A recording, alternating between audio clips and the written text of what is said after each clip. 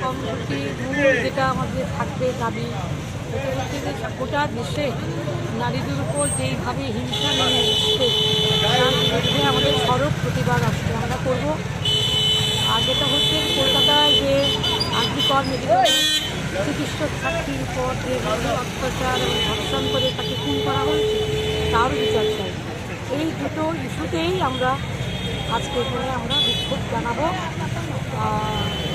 নারী নির্যাতন তো শুধু কলকাতার ঘটনা না, গোটা দেশেই হচ্ছে। আমাদের রাজ্যেও ভীষণভাবে মেয়েদের উপর আক্রমণ নেমে এসছে। আমরা বিশেষ করে যেটা বলবো সেটা হচ্ছে কর্মক্ষেত্রে কাজের জায়গায় মেয়েদের নিরাপত্তা সুনিশ্চিত করতে হবে।